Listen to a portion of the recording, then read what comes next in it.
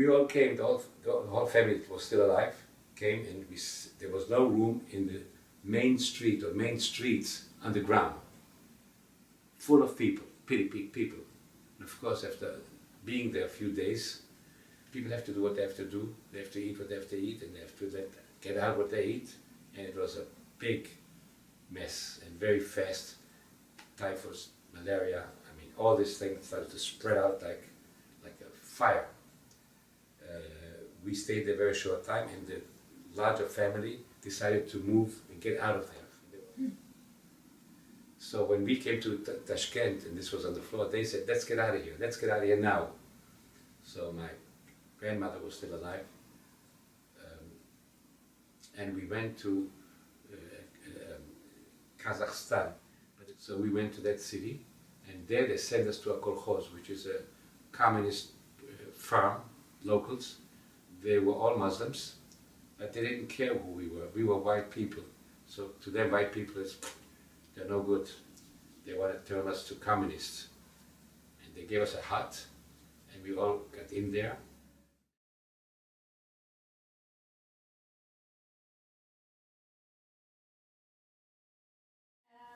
So when he came, he saw that I was still alive, and so was my uncle, who died, by the way, later on. Same, a little bit later, I think.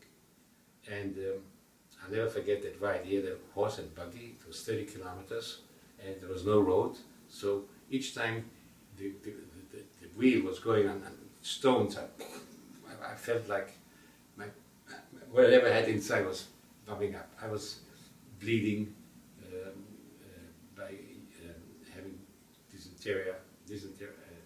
I don't know what I had. I was sick. And we came to the city. He dropped me off at one of the yeah. I didn't know. She told family that. Some family. I was out. I was really dazing because I don't know where I was. And she took me in her hand. I didn't weigh much. 3 kilometers to the hospital, Russian hospital, and left me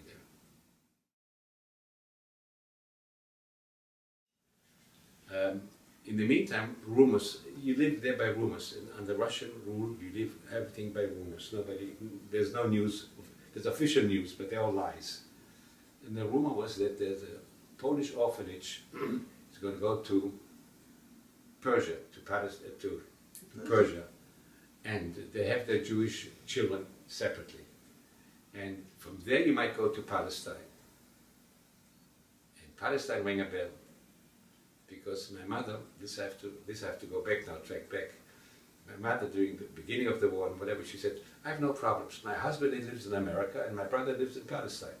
Or she used to say, my brother's in Palestine and I have my husband in America. And I, being a little child, yes, we are taken care of. Palestine and America, right? Must be close by. My eyes, very close. Why would you put them together? She told I have a husband here and there, but yes, it's like they live in this street, number 10, we live number 12.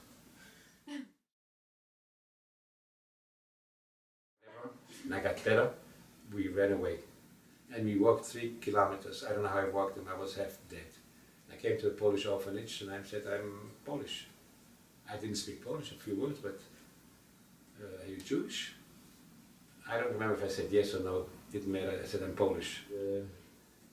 From there on, once I was accepted in the Jewish orphanage, they didn't know how to treat me, and again, it was corruption. Corruption is apparently something that lives in us human beings, I hate to say it. Those that have a little bit power take advantage right away.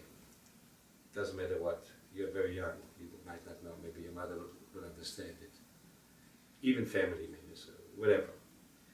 So all the people, the teenagers, the ones that were 16 and 18 and 20, who were our guides or our supervisors, they took advantage. They got food for all of us, right? We didn't get all the food, not the kids, not the little kids.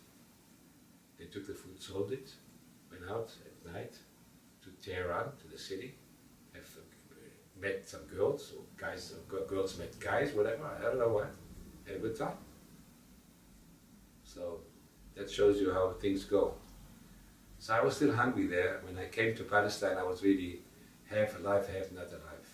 Finally, when I came to Palestine, but anyway, we came to Palestine, and I must tell you also the people in Israel, or Palestine at the time, had no idea really. 1943 became February 18, 1943 by train from Egypt to Palestine. And apparently by 43, although the gas chambers were going full blast by that time, full blast, most people did not know what was going on. Higher on, some people knew, but they didn't want to talk about it, including in America people knew, including President Roosevelt knew about it. I came to Palestine, and they didn't know what to do with us. And then they took us into a camp that used to be, there's a museum there today for the children of Tehran in Israel, where they used to keep before illegal people. In that camp there were big barracks and showers, of course. What they did also, they dumped off 3 big trucks with oranges, and the kids and everybody ate. You know how much they ate? As much as they could. You know what happened next morning? They couldn't make it to the bathroom. The whole camp was one bathroom.